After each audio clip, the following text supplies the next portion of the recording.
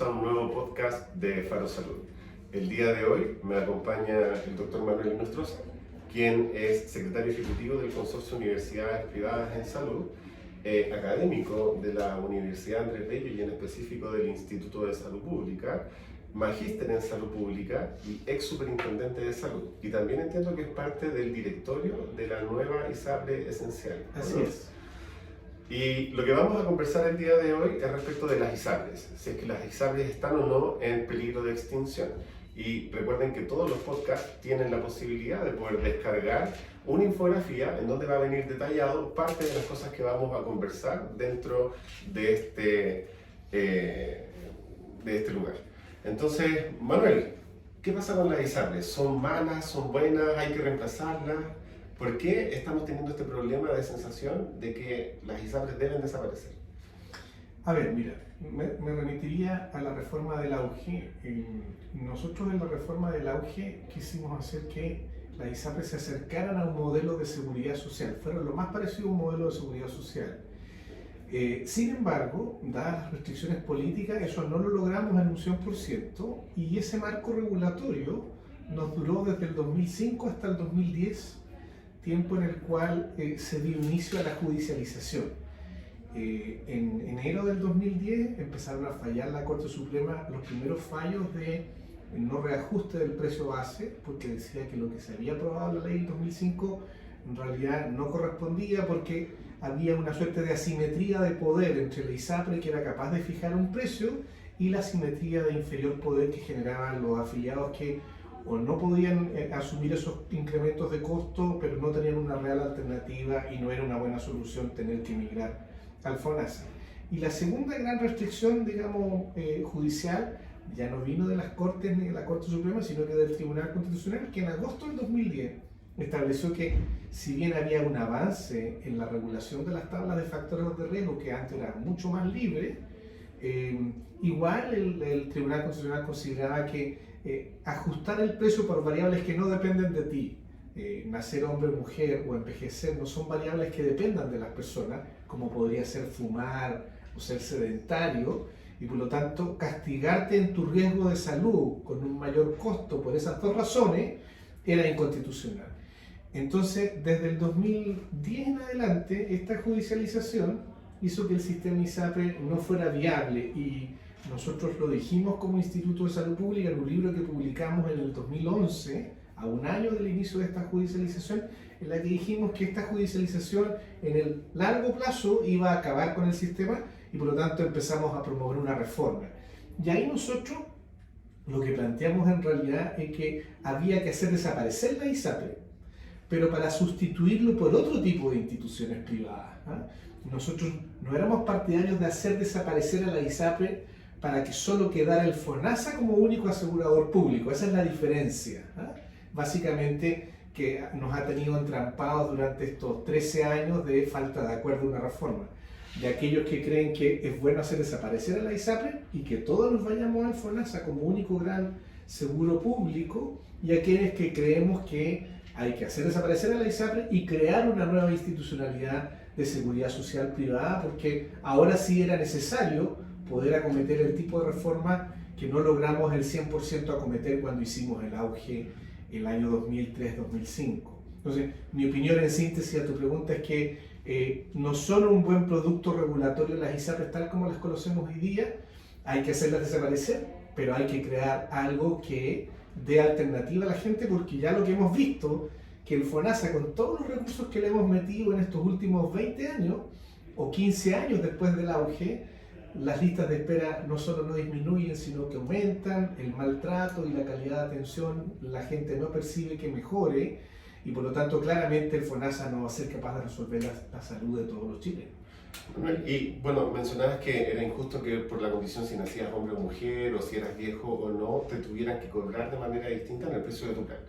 Pero el riesgo y el gasto al que se ve enfrentado la ISAPRE, que es te entrega un nivel de protección versus a tu expectativa de gasto en salud, ¿cómo puedes generar un nivel de cobro que no sea afectado producto de tu sexo o producto de tu edad? Es que lo que nos dicen todos los sistemas de salud más desarrollados incluso en aquellos donde hay sistemas más mixtos o participa el sector privado como único asegurador, por ejemplo, como es el caso de Holanda, es que para que participen los privados en esta primera capa de cobertura, que es igual para todos los habitantes de un mismo país, se tiene que sí o sí regir por los principios de la seguridad social.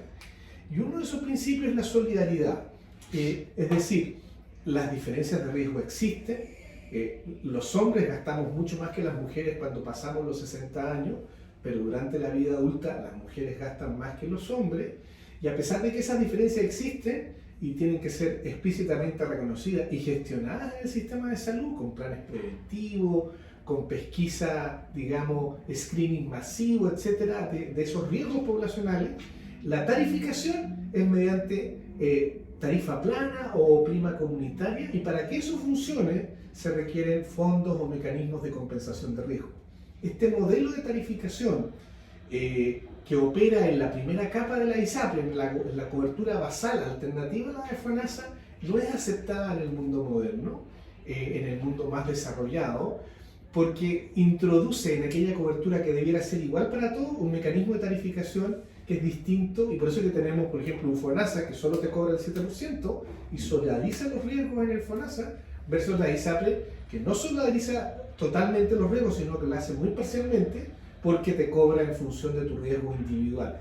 Y eso es lo que hay que corregir. Esa injusticia hay que corregirla. Ahora, ¿dónde sí es permitido en el mundo entero la tarificación por riesgo? Es en la segunda capa, en lo que se llama los seguros complementarios. Por ejemplo, hoy día Inglaterra, que tiene un sistema nacional de salud público, estatal, para todos los ingleses o habitantes del Reino Unido, que incluye Escocia, Irlanda, bueno, ellos tienen una primera capa solidaria que se financia con impuestos generales de la nación, pero ya el 25% de la población del Reino Unido tiene seguros complementarios. Y esos seguros complementarios, esa segunda capa, sí se tarifica en función del riesgo. Lo mismo ocurre en Corea del Sur. En Corea del Sur, el 98% de la población tiene seguros complementarios, y esos seguros complementarios que, como su nombre lo indica, están adicionalmente a la cobertura que da un seguro público nacional para todos los coreanos.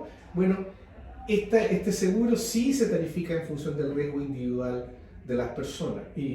Pero eso es lo que no debiera ocurrir en la primera capa, que es donde están las ISAPRE, que debiera ser seguridad social. Pero hoy día en la ISAPRE igual existe un principio de solidaridad, toda vez que las personas que son adultas mayores o las mujeres no es que distribuyen su riesgo entre ellas mismas, sino que igual se distribuye entre los afiliados a la misma ISAPRE, ¿no? Por eso digo, o sea, existen algunos grados de solidaridad, pero no totalmente, porque obviamente que las diferencias podrían ser mucho mayores, ¿eh? De hecho, por ejemplo, la prima base del GES es, por la ley, es plana, ¿eh? Todo lo que hoy día pagamos en ISAPRE por las 87 patologías del GES es prima plana.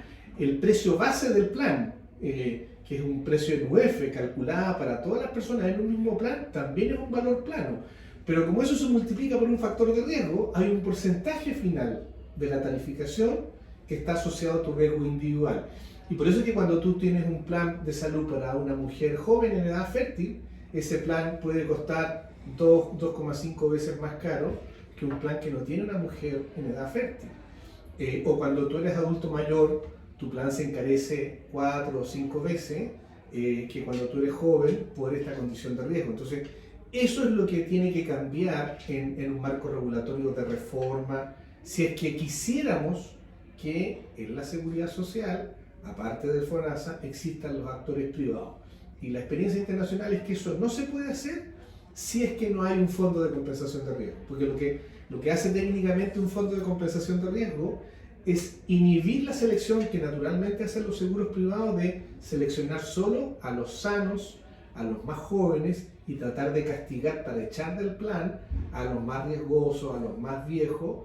¿Por qué? Porque el fondo de compensación, como dice su nombre, te compensa con una mochila financiera que es financiada solidariamente por todos los que aportan a este fondo, para que si tú eres una ISAPRE o una institución de seguridad social que tiene más riesgo por tu perfil poblacional, tú recibas un aporte extra que te ayuda a financiar esta mayor población de riesgo, y así todos tienen incentivo a no echar a las personas riesgosas, sino que por el contrario, a tratar de gestionar tu riesgo de salud haciendo más promoción, más prevención, para que esas personas que, comillas, eventualmente son más riesgosas, no terminen siéndolo porque tienen una mejor gestión de la salud de las personas.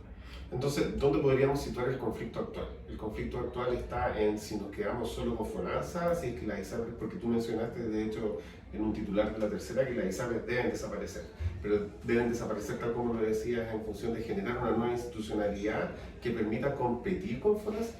Bueno, yo creo que el sistema ISAPRE tal como está, y a eso si le agregamos los 3 fallos judiciales finales, porque esto tiene una historia que comenzó en 2010, como te decía, lleva 13 años de judicialización, y por lo tanto la Corte Suprema, la señal que nos está dando con estos 3 supremazos, el supremazo del precio base, el supremazo de las tablas de factores de riesgo y el supremazo de las primas GES, es que no quiere seguir un año más y otro año más gestionando parcialmente la cantidad de reclamos que le lleguen, que lo que quiere es que se haga un cambio regulatorio definitivo. Entonces, ese cambio regulatorio definitivo, para que no haya eventualmente una nueva judicialización, significa que a las ISAPRES hay que matarlas con el actual marco regulatorio, esto que les permite tarificar por el riesgo, tener tablas de factores. O sea, el tema no es tener una tabla de factores, el tema es que con un fondo de compensación de riesgo y con una prima plana, tú ya no tienes tabla de factores de riesgo, ¿sí? Y por lo tanto cumples con el mandato constitucional de no tarificar en función del riesgo de las personas individualmente. Si tarificas el riesgo poblacional, que eso es lo que se debe permitir en un sistema solidario y que además compense, si tú tienes más población de riesgo que otro grupo, tienes un aporte de... Entonces, la idea es regular para sustituir estas ISAPRES que conocemos hoy día por lo que nosotros decimos en la Universidad Andrés Bello, le hemos puesto el nombre de entidades privadas de seguridad social, ¿sí? Y por lo tanto, en esta nueva estructura regulatoria pasas a tener un plan único, desaparecen los 57.000 planes, porque para poder solidarizar tienes que tener un plan de beneficios estándar que sea común a todos, cosa que sea comparable, resuelve los problemas de falta de transparencia, de la asimetría de información que hay cuando tú tienes hoy día hay 57.327 planes en el sistema ISAPRE, ¿eh? Yo esto siempre, mira, pregunta cuántos planes de celulares hay, cuántos planes de telecable hay, y en cualquier otra industria que es mucho, digamos, menos compleja, digamos, que lo que es el tema de salud, te van a aparecer, bueno, no sé, 20 planes, 10 planes, ¿eh? Pero aquí hay 57.000, ¿sí? Permitido, a pesar de que en algún momento el marco regulatorio nos permitió bajarlo como a 25.000, que fue lo más bajo que tuvimos en algún momento, después de la aplicación del auge, el sistema después volvió a encontrar un camino para burlar un poco la ley y tener esta cantidad. Entonces, ahora sería un solo plan. Claro. Y por lo tanto, bueno, con este marco regulatorio nuevo, tú tendrías la posibilidad de que la gente pueda elegir si su 7% lo pone en el FONASA, que sería un seguro público solidario, que tendría sus hospitales públicos y eventualmente los prestadores privados que tienen convenio a través de la modalidad de libre elección, o poner este 7% en estas nuevas entidades de seguridad social que te permitirían tener una opción para resolver tus problemas de salud. Y bueno, pensando en estos supremazos y en los tiempos que tenemos para ir resolviendo y adecuando esta transición a estas nuevas instituciones, ¿el gobierno tú crees que ha sido responsable con la interpretación del fallo? ¿Cuáles deberían ser los pasos que debería seguir?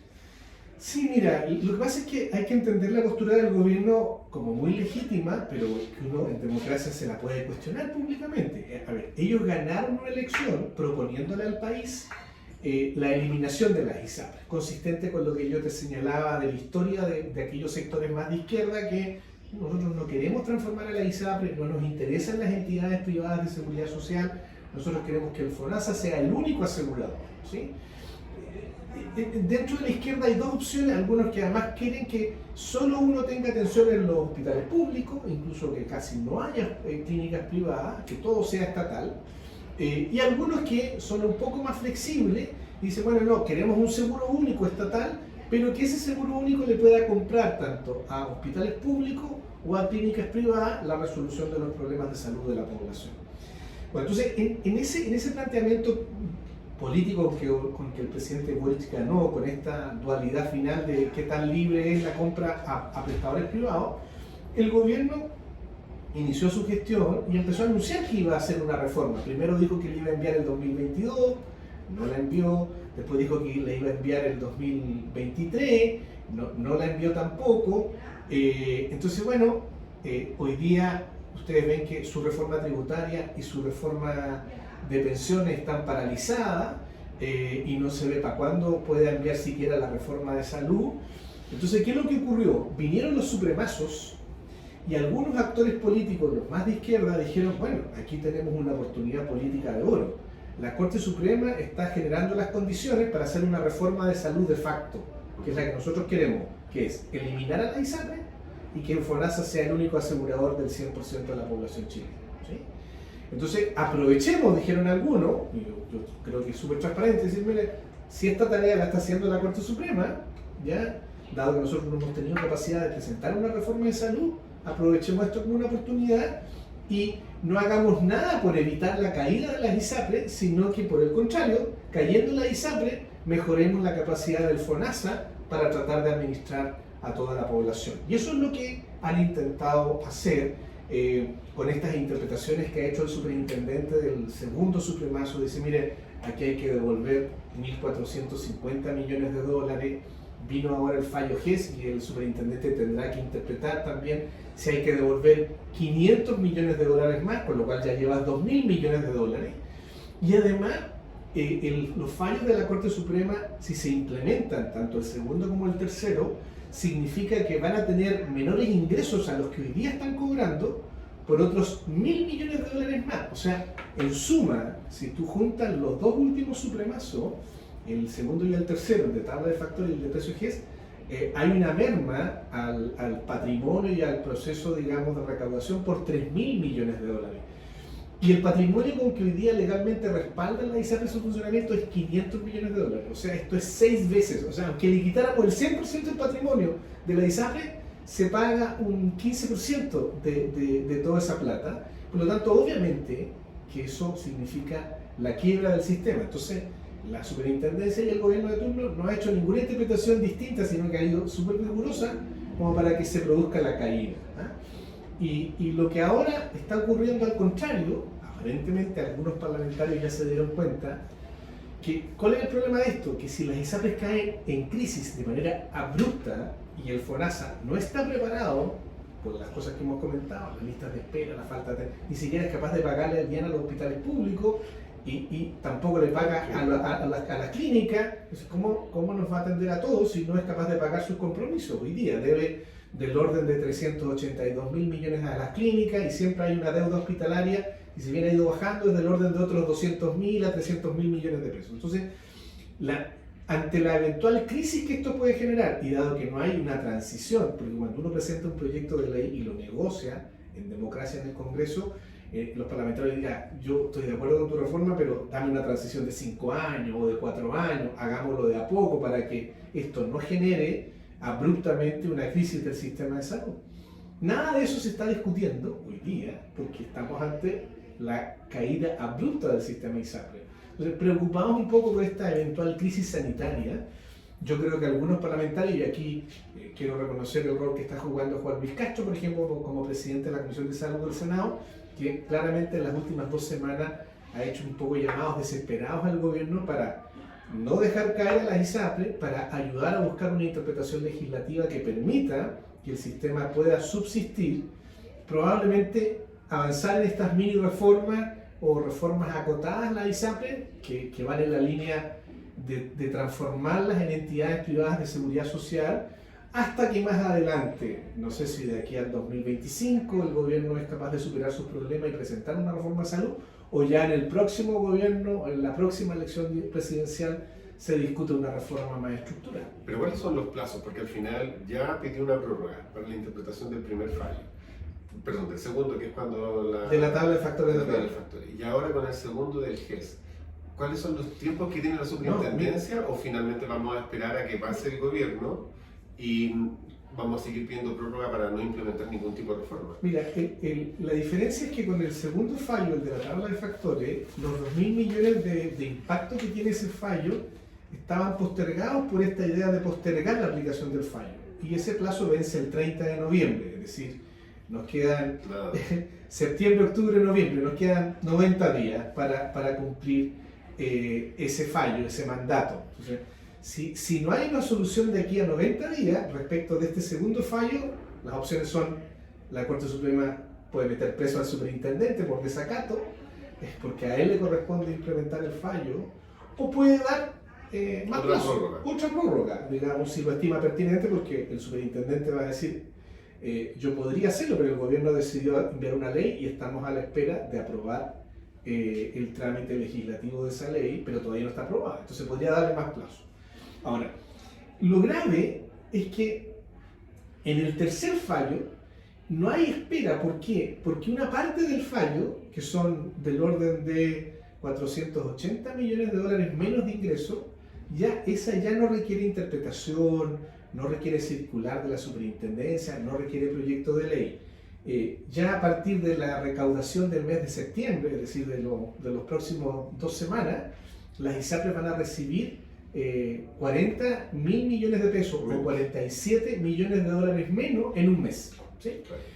Y a fines de octubre van a agregar otros 40.000 y otros 47 millones de dólares más. O sea, estamos hablando casi de 100 millones de dólares menos de ingresos.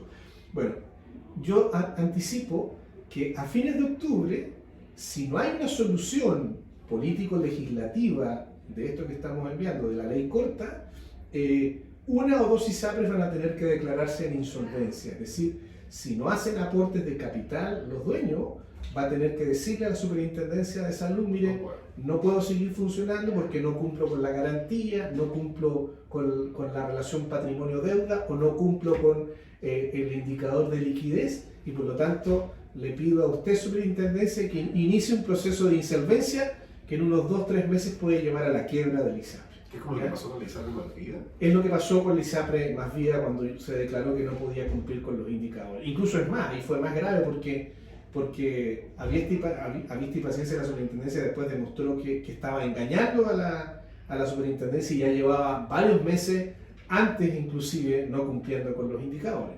Bueno, aquí supongamos que ha estado cumpliendo en el límite, pero cumpliendo, y ahí se debiera declarar: mire, con esta merma en los ingresos que ya no puedo recaudar. Y ahí el problema es que se produce un efecto dominó, porque hoy día hasta ahora ninguna ISAPRE ha entrado en ese proceso, pero basta que entre una para que los bancos, por ejemplo, corten las boletas de garantía que permiten que esto siga funcionando. Y no solo la pueden cortar para esa ISAPRE, sino que digan: oye, cortémoslas para todas, porque esto quiere decir que hay un efecto sistémico que tarde o temprano va a llegar a todas, y eso puede producir un efecto dominó que también puede afectar las clínicas. Si las clínicas dicen: chuta, va a quebrar un ISAPRE, entonces le cierro la ventana a los pacientes para no seguir aumentando la deuda, y otros prestadores pueden hacer lo mismo respecto de esta u otras ISAPRES. Entonces, yo creo que el efecto dominó puede ser muy complejo. Por lo tanto, estamos hablando de que el gobierno tiene que llegar a un acuerdo durante el mes de septiembre, informarlo públicamente durante el mes de octubre, antes de que estas condiciones que yo he descrito se den en la realidad. Complejo igual, porque en septiembre ya va a venir el comienzo de la ley de presupuesto del año 2024, hay una propuesta de reforma de FONASA, se supone que a lo mejor pueden venir nuevas indicaciones. ¿Qué opinas de la propuesta que hizo el gobierno respecto al fortalecimiento de FONASA? ¿Es un fortalecimiento real? ¿Va a permitir asumir todos estos nuevos compromisos? A ver, yo diría que lo que está ofreciendo el gobierno, y entiendo que por restricciones propias de la crisis económica que estamos viviendo, hay que recordar que el Banco Central pareciera ser que en su IPOM, su informe económico financiero del país, va a tener que ajustar el crecimiento a la baja. Todo indica que eso va a tener que ser así. Estamos teniendo problemas de menor recaudación tributaria, porque como la menor actividad está afectando la producción económica, la gente paga menos impuestos porque hay menos actividad por la cual tributar. Codelco, que nos aportaba miles de millones de dólares, este año se prevé que haga un aporte exiguo, insignificante, de un par de centenas de millones de dólares al presupuesto nacional.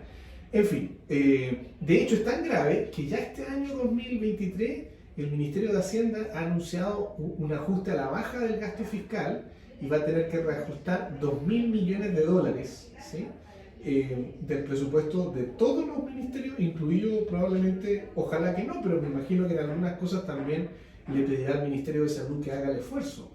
Entonces, imagínate, si estamos hoy día, económica y financieramente, teniendo que apretarnos el cinturón, gastar menos plata de la que incluso el presupuesto del 2023 establecía, yo no veo dónde el Estado tenga plata para que este FONASA fortalecido reciba a 3 millones más de afiliados y eso signifique que solo con el 7%, porque esa es la quimera del ministro de Hacienda y de FONASA, que no es real. Después voy a explicar por qué. Lo que supone el ministro de Hacienda es que va a recibir el 7% de esta población de ISAPRE y con sus prestaciones de salud va a ser financieramente posible financiar ese gasto y además te va a sobrar plata para otras cosas, ¿sí? Bueno, no sé de dónde saca esos cálculos porque claramente la gente que está en ISAPRE viene de otra dinámica de uso de prestaciones de salud, que son prestaciones más caras, más frecuentes, y por lo tanto los cálculos indican que eso no va a ser suficiente. Voy a decirlo de la siguiente manera. Hoy, que no tiene la población más rica en el FONASA, y tú lo conoces muy bien y tal vez mejor que yo, Benjamín, por tu expertise y trabajo reciente en el FONASA, el 75% del presupuesto de todos los chilenos que están en FONASA se financia con impuestos. Y solo el 25% de todo el gasto que se da en el sector público se financia con cotizaciones, ¿sí? O sea, de cada 4 pesos solo uno me lo financia mi 7% y las otras 3 me lo financian los impuestos de todos los chilenos. Entonces, ¿por qué tenemos que suponer, ¿sí?, así por magia, de que los 4 pesos de los afiliados de ISAPRE se van a financiar con los 4 pesos de las cotizaciones de ISAPRE y no vamos a recurrir nada de aporte fiscal? ¿Por qué? ¿Cuál es la base técnica para hacer ese cálculo? Hay problemas de selección adversa, hay problemas de riesgo moral, hay cuestiones técnicas que explican que normalmente ese gasto va a ser mucho mayor y que tener a 18 millones de personas en vez de 16 que son hoy día va a significar un mayor gasto fiscal. Entonces yo creo que el supuesto que nos está presentando el ministro de Hacienda de que vengan todos para acá y que vamos a administrar mejor que todos ustedes el 7% y nos va a salir más barato, inclusive que nos va a sobrar plata, o no hay por dónde técnicamente validarlo. Y por eso es que es complejo, porque lo que la gente percibe es que las listas de espera van a aumentar, que el gasto fiscal va a aumentar, que va a haber incluso por el efecto rebote, al quebrar algunas clínicas como efecto dominó del quiebre de algunas ISAPRE, va a haber menos prestadores privados que hoy día atienden a la población. Solo para que tú tengas una orden de magnitud, miré los datos del 2022. Y el 2022, estos 16 millones de beneficiarios de FONASA hicieron 127 millones de prestaciones aproximadamente en los hospitales públicos y consultorios. Y 73,2 millones de prestaciones, ¿sí?, un 56% del total de la otra, lo hicieron en prestadores privados, fíjate, ¿sí? Entonces, eso claramente es que la red pública, con gratuidad, con todo, no es capaz de absorber el 100% de la demanda de los beneficiarios de FONASA. Entonces, si caen clínicas importantes donde hoy día la gente se atiende por FONASA, bueno, ¿esa gente dónde se va a atender? Si no existen esas clínicas, van a tener que ir a otras clínicas que tienen menos capacidad de atención o van a tener que volcarse a los hospitales públicos que ya están saturados con la lista de espera. Y por lo tanto vamos a tener una crisis de lista de espera ya no solo para 16 millones de personas, sino que para 18 millones de personas o 19 millones de personas, y por lo tanto es puro sentido común ver que las condiciones se van a agravar. Pero pensando en la elasticidad de precio de las personas, de que finalmente la salud es un bien superior y en ese sentido uno está dispuesto a lo mejor a pagar un poco más por mantener su nivel de acceso que tiene hoy día a través del sistema de ISAPRE. Si empiezan a caer algunas ISAPRE, no es que vayan a desaparecer los hospitales, sino que lo más probable es que las personas que estaban en ISAPRE vayan a hacer uso quizás de la libre elección, racionalicen su consumo de la oferta de servicios sanitarios, porque hoy día es súper asimétrico cómo acceden las personas que están en ISAPRE versus los que están en FONASA, ya sea en la MLE o en el sector público, y al final lo que terminaríamos haciendo es una reforma tributaria encubierta, incorporando estos recursos al presupuesto nacional y en específico al presupuesto de salud, pero aumentando el gasto de bolsillo, porque las personas van a poder contratar seguros que a lo mejor no van a estar regulados, que se van a ofrecer igual y que las clínicas van a seguir funcionando de la misma manera. ¿Puede ser eso? Mira, hay escenarios que prever. Yo solo te digo lo siguiente. ¿Ya?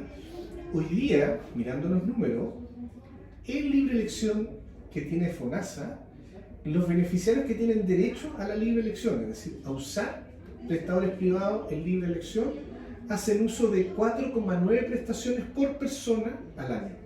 ¿Sí? 4,9 por persona al año. En cambio, los beneficiarios de ISAPRE hacen uso en prestadores privados en 30 prestaciones por persona al año. ¿Sí?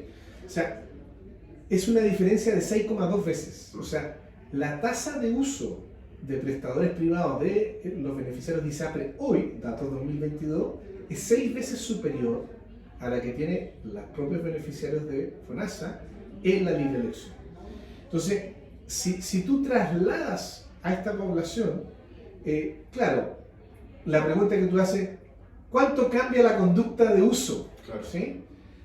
Un supuesto es decir, van automáticamente a llevarse a la de 4,9. Eso quiere decir, ¿sí? Si ese supuesto es real, que la gente por obra y gracia, de no sé qué razón, no sé si la elasticidad precio-demanda que calculemos para eso permita la diferencia de 6 veces, ¿sí? Entonces, en vez de hacerme 30 prestaciones al año, que es lo que yo hago en promedio, voy a hacer 4,9. ¿Ve? Yo creo que es mucho, o sea, significa una reducción muy importante del acceso a la que están acostumbrados. Bueno, el otro supuesto extremo es decir, mire, no, ¿sabes qué? Estas personas se van a cambiar a FONASA, ¿sí? Y van a sextuplicar su consumo, ¿sí? Y van a mantener las 30 prestaciones por persona que consumen o que usan todo el año. Y si eso ocurre, bueno, imagínate, si FONASA ya está complicado pagando libre elección con 4,9 por persona, imagínate cómo va a estar de complicado pagando 6 veces ese consumo. Ya, y pongamos ya, no es ni un extremo ni otro, es un escenario intermedio. Bueno, habrá que calcularlo, ¿te das cuenta? Pero de eso estamos hablando, o sea, es tanto el diferencial que yo creo que no se va a producir, porque tú no cambias tu manera de relacionarte. Estas personas que hoy día están en ISAPRE y que tienen este acceso, no creo que lo vayan a cambiar de la noche a la mañana. Es algo que probablemente requiere otro tipo de reforma y por eso es que debería ser gradual. Por eso es que el llamamiento del gobierno es, oye, hagamos una reforma gradual. Por ejemplo, establezcamos GRD para que le compremos a las clínicas mediante un mecanismo más eficiente, más controlador del costo. Hagamos que el sector privado tenga médicos de cabecera para que no pasemos al tiro al especialista. Bueno, pero todas esas reformas toman tiempo, no es de la noche a la mañana, y tal vez con esa reforma hagamos que la tasa de uso de la gente que hoy día está en ISAPRE sea más razonable, eso haga que los precios de los planes bajen y no tengamos este incremento, este estímulo excesivo a la inflación en los gastos en salud del sector privado, que en parte es lo que explica la crisis a la cual hoy día tenemos enfrentado el sistema. Bueno, una de las principales sensaciones a lo mejor de desafección de las personas con el sistema son los niveles de cobertura y el nivel de gasto bolsillo. Actualmente, viendo las estadísticas de la Superintendencia de Salud, la protección financiera que entrega la ISAPRE en promedio es como del 65%. Y en la modalidad de elección, ¿sabes más o menos cuál es el porcentaje de cobertura financiera? Bueno, mira, ahí mirando los datos también del 2022, efectivamente el sistema ISAPRE está en 67,3%. Subió entonces. Y la diferencia con el sector público, con FONASA Libre Elección, es de 22 puntos. Está en 45,3. Pero eso tiene un problema, que es que subestima la cobertura que se da en cierto tipo de prestaciones, que son los días cama para los pacientes que se hospitalizan y los derechos de pabellón para los pacientes que ingresan a cirugía. ¿Y por qué? Porque lo que está en la estadística del FONASA informa solo la cobertura financiera, que es como del 50%, respecto de el máximo arancel que está dispuesto a pagar FONASA en esas otras prestaciones. Por ejemplo, para ponerte un ejemplo, el día cama UTI del FONASA es de 60.000 pesos, 59.000 y fracción. Pero, ese es el valor del arancel. El valor del ¿Cuánto arancel. cuesta la prestación según el FONASA? Entonces, y resulta que de eso cubre la mitad, 29.000 y fracción, 28.000 y fracción. Entonces, pero si tú te vas a cualquier clínica privada, ninguna clínica privada tiene esos costos, digamos, o esos valores de referencia en sus precios, ¿no? El valor promedio, dependiendo, oscila entre 150 a 200.000 pesos el día cama, por ejemplo, ¿sí? Entonces, claramente, decir que tiene un 50%, que eso es lo que informa la estadística FONASA, es un poco raro, porque en realidad lo que habría que hacer es juntar los 29.000 pesos que cubre FONASA versus los 200.000 pesos promedio que cuesta el día cama. Ahí estamos hablando de que en relación a ese valor promedio te cubre un 13%. Entonces, como esos datos estadísticos por frecuencia no están en la estadística pública, no te puedo decir, pero uno podría aproximar, así haciendo ojo de buen cubero, que ese 45,2% que aparece como en la carátula podría bajar perfectamente a un 30, un 33%. Y ahí la diferencia ya no solo serían 22 puntos, sino que sube a 32, 33 puntos de diferencia en la cobertura. Entonces, eso también es una cuestión que hoy día la gente de ISAPRE está acostumbrada a que de los 100 pesos, la ISAPRE le cubre 67 y yo copago 33, y si tengo además un seguro complementario me disminuye más ese. Hoy día la gente, al trasladarse al FONASA a la libre elección, lo primero es que va a tener que 22 puntos más de gasto de bolsillo aumentar de lleno, ¿sí? Porque el FONASA, por ley, cubre hasta ese porcentaje, o inclusive más bajo, por lo que yo te acabo de explicar, ¿sí? Y por lo tanto el gasto de bolsillo de la población va a aumentar, ¿sí? Ahora, por eso que yo me imagino que el director de FONASA diseñó esta idea del seguro complementario, para que junto con esta cobertura financiera que tiene asegurado de piso el FONASA, se agregue una cobertura adicional que permita bajar el copago, pero eso todavía es un proyecto de ley que no se ha aprobado, y por lo tanto, ante una crisis más inminente de las próximas semanas o par de meses, eso no va a alcanzar a estar aprobado y la diferencia de cobertura se va a hacer automática para la gente. Entiendo que también en la Comisión de Salud las aseguradoras expusieron que tal como estaba presentado el proyecto no era viable, que era muy difícil como poder participar de ese tipo de licitaciones. Bueno, yo participé junto con Héctor Sánchez, el director del instituto, en una presentación que hicimos, y un mes antes de lo que dijo la aseguradora, las compañías de seguro, nosotros dijimos exactamente lo mismo. O sea, tal como hoy día está diseñado, esto resulta inviable y por lo tanto habría que hacerle correcciones urgentes para poder fortalecer el rol de FONASA sobre estos temas, porque claramente hay una diferencia muy grande entre... O sea, es como que pasamos del cielo al purgatorio, porque supuestamente en FONASA la atención en los hospitales públicos hoy día es gratis para todo tipo de prestaciones, claro, pero es gratis hasta ahí nomás, porque nadie está midiendo el costo que significa tener una lista de espera de 400 días en cirugía y 200 o 300 días en especialidad. O sea, es un costo que no está calculado, ¿sí? Y lo otro es este diferencial de copago. O sea, ya, entonces no vaya a los hospitales gratuitos donde tiene que esperar y pague. Y resulta que tengo que pagar casi el doble en gasto de bolsillo de lo que pagan los afiliados de ISAPRE para poder acceder a una red similar de prestadores privados. ¿Y qué está haciendo FONASA ahora? ¿O cómo podríamos generar una hoja de ruta de las cosas que hay que hacer? Yo, por ejemplo, haciendo análisis de la modalidad de libre elección y cómo hoy día informan las prestaciones la ISAPRE y cuánto se está gastando en salud. Hay casi un 30% del gasto que hacen hoy día la ISAPRE que son prestaciones que no están codificadas en el arancel MLE. Entonces, deberíamos avanzar hacia una mayor codificación. ¿Qué pasa con la ley que hoy día frena la cobertura financiera de FONASA? Porque por ley está establecido que puede cobrar o que puede financiar una parte de la prestación. Mira, yo creo que parte de los acuerdos para resolver este problema, junto con viabilizar el sistema ISAPRE, hacer esta reforma acotada al sistema ISAPRE para sustituirlo por estas nuevas entidades privadas de seguridad social, yo estoy de acuerdo que también tenemos que mejorar el FONASA. Y hoy día yo creo que el que mejor hizo una descripción de las debilidades del FONASA en la relación del sector privado fue Gonzalo Greve, y yo quiero solo replicar lo que Gonzalo Greve, presidente de la Asociación de Clínicas, señaló. Él habló de que FONASA, en cuanto al pago o relación con el sector privado prestador, tiene 5 problemas, ¿sí? Uno tiene que ver con que los aranceles no están actualizados. Entonces hay muchas prestaciones que hoy día da el sector privado, asegurador y prestador, que no está dando el FONASA. Y eso también es una injusticia que hay que tratar de corregir. Y eso se corrige con la idea de un plan, de caminar a este plan universal, que el mismo conjunto de prestaciones sea igual en uno y otro sector. Lo segundo es que la reajustabilidad de esos costos de las prestaciones también es desigual, ¿eh? En el sector privado normalmente se rigen al menos por el IPC, y resulta que en el caso del sector público se rigen no por el IPC necesariamente, sino que por el criterio de reajustabilidad del presupuesto. El mejor ejemplo lo vivimos el año pasado. El IPC fue 12,8% y el reajuste de los aranceles de FONASA fue del 6,2-6,3%.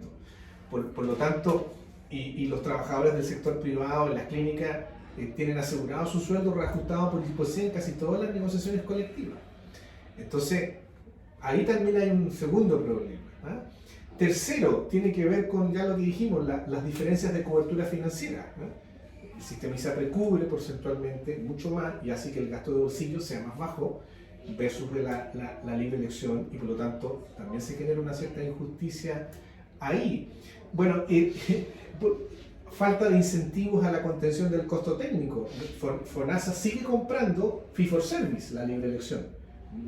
Estos esfuerzos que ha hecho FONASA, por ejemplo, en comprar por GRD a los hospitales públicos, los debiera transferir también a la compra que hace a través de la modalidad de libre elección, también a los prestadores privados, y obligarlos a tener un mecanismo de compra que haga mayor contención de costos, más paquetes clínicos, más uso de guías clínicas, para tratar de inhibir, comillas, el gasto innecesario. Entonces, en fin, y como te digo, todos esos problemas yo creo que los tiene que resolver el FONASA fortaleciendo su rol, fortaleciendo esta idea de un seguro que, en resguardo del derecho de los afiliados, ¿sí?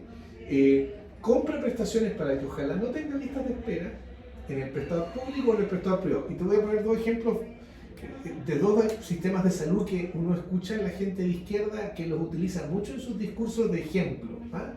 El sistema de salud de Dinamarca, ¿eh? Y el sistema de salud inglés. Y solo por señalarte que los daneses hace ya 4 años instauraron un sistema de garantía de acceso, que es que si un danés pasa los 30 días de confirmación diagnóstica y pasa los 30 días del tratamiento para cierto conjunto de patologías, después de 30 días el propio sistema de salud público danés te deriva a un prestador privado para que no pasen de 30 días en la resolución de los problemas de salud de la población, ¿sí?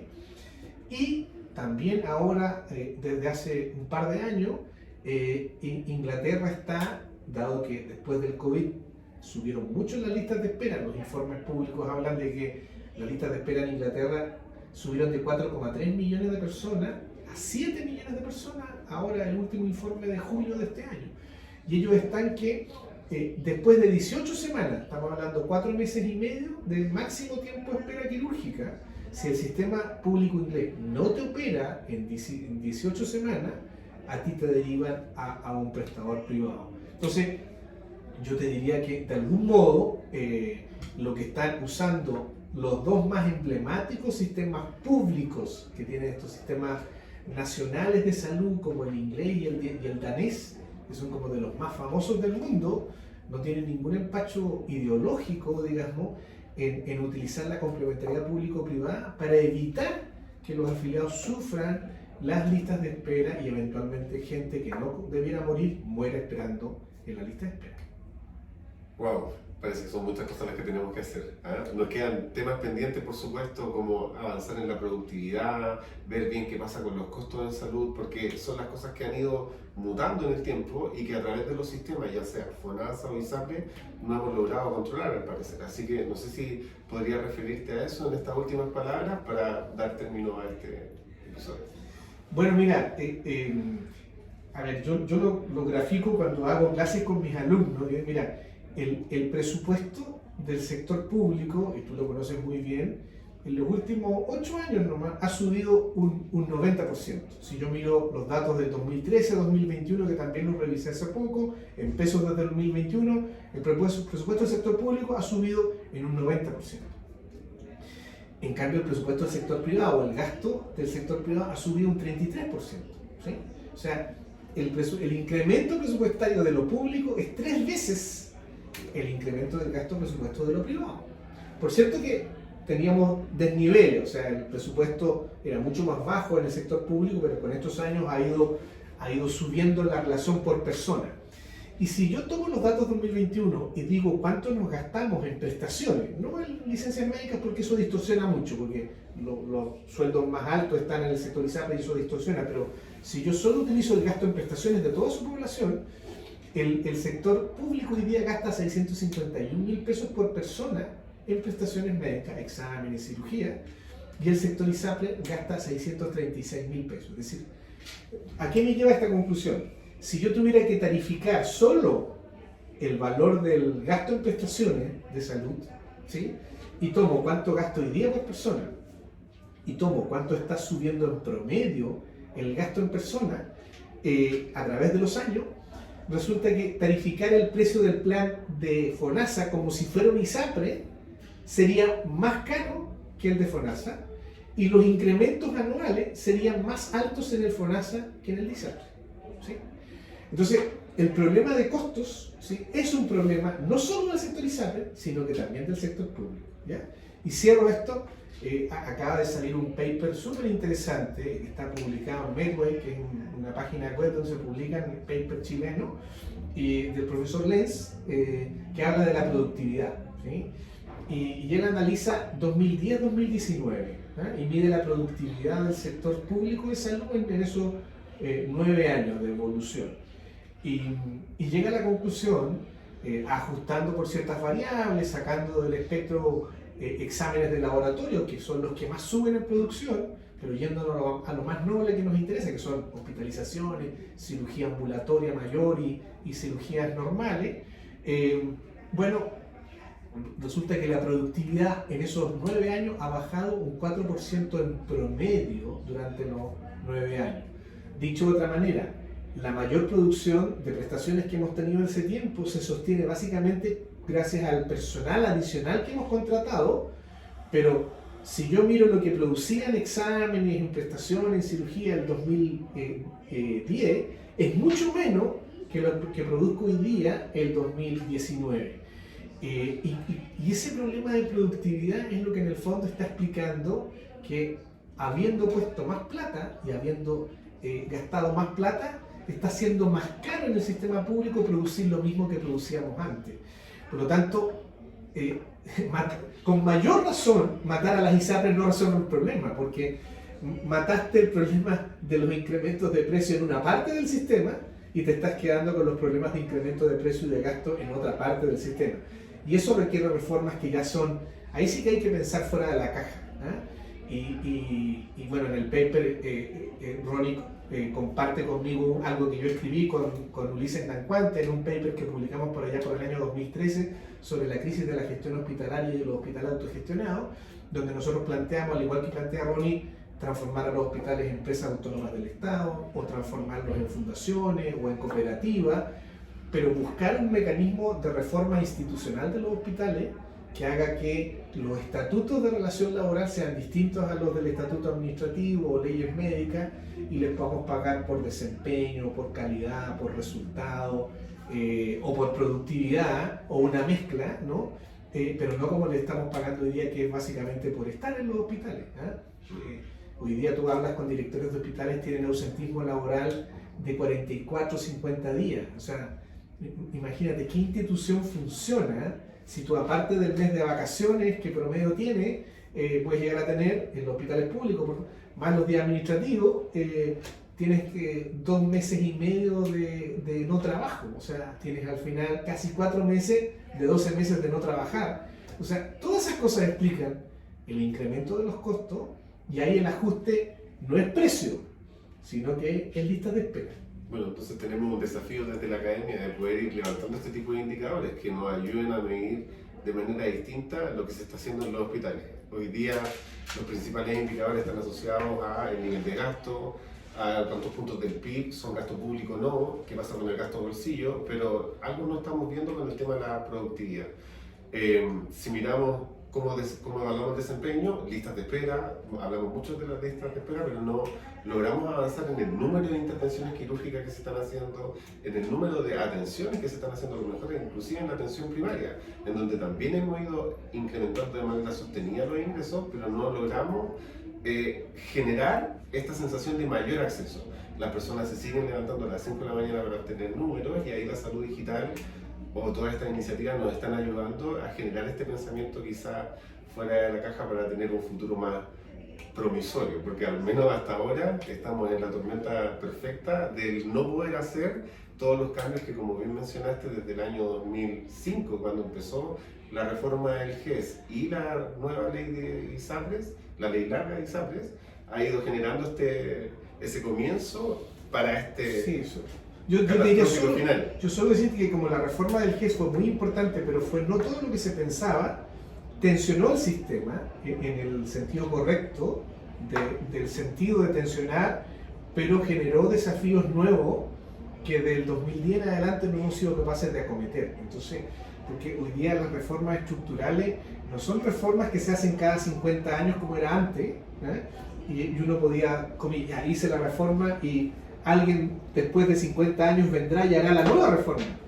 Yo creo que hoy día el cambio es tan vertiginoso, la tecnología, el conocimiento avanza tan rápido que la reforma hay que estar haciéndola cada 3, 5 años y estar haciendo ajustes. Y nosotros llevamos ya 18 años de la reforma del auge sin nuevos ajustes. Hicimos la ley de Cartesoto, que fue un aporte importante, la ley de fármacos 1, que yo creo que fue irrelevante porque estamos discutiendo la ley de fármacos 2. Que también lleva mucho tiempo. Pero aparte de eso, no hemos hecho reformas adicionales. Entonces, por eso que yo creo que hoy día nos llueve un cambio y ojalá que en el Congreso, con la ley corta, más estas cosas que hemos señalado, se pueda llegar a una reforma necesaria ya desde hace mucho tiempo.